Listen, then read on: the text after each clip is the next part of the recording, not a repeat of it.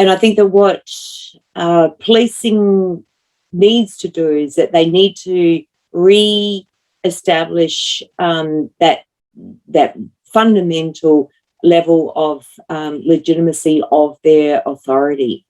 And they're not going to be able to do that where they don't have good training, where they don't recruit people that have good communication skills.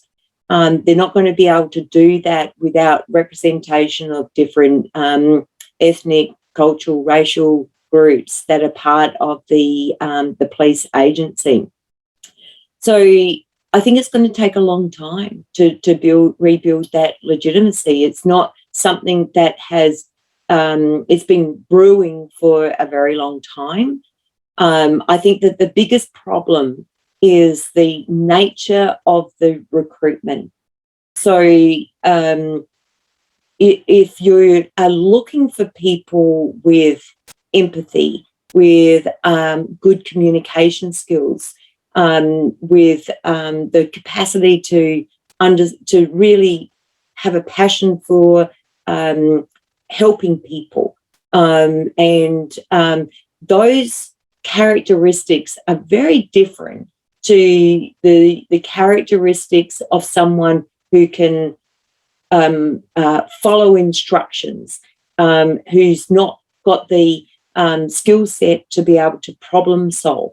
They're very different kinds of recruitment criteria. So I think that the starting point is going back and really looking at those recruitment criteria as to the kinds of skill sets and the kinds of people that we want recruited into police departments.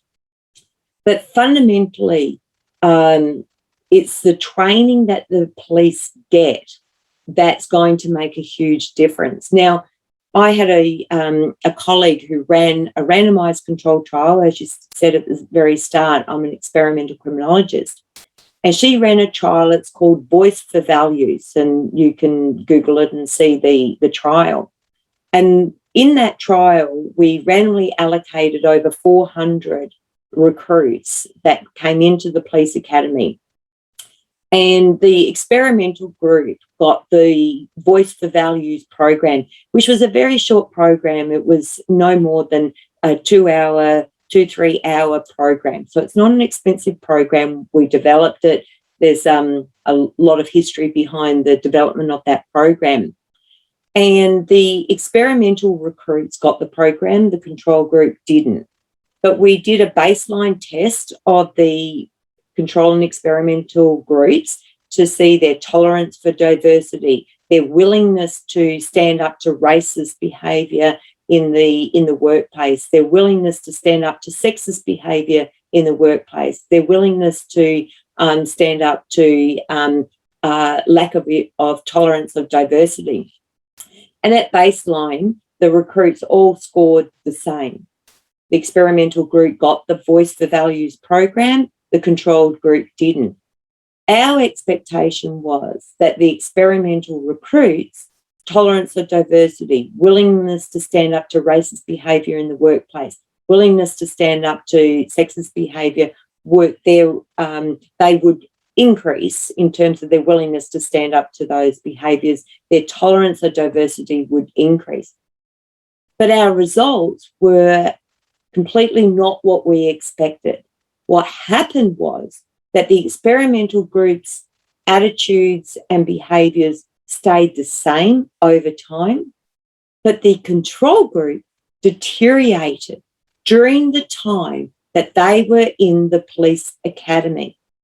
Now, that speaks volumes to what the culture of the police academy is actually doing, is actually deteriorating some of these values. So then when they get out as first-year constables out into the field, their values are all already eroded. Now, that's a massive problem. So as a result of that Voice for Values experiment that we did, there was a fundamental change in the police academy.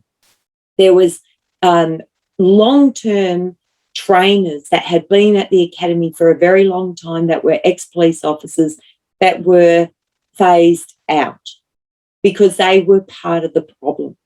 So the training that police get, the manner in which it's delivered, the culture in which they get that training, and the culture in which they go into the police department, that has to change.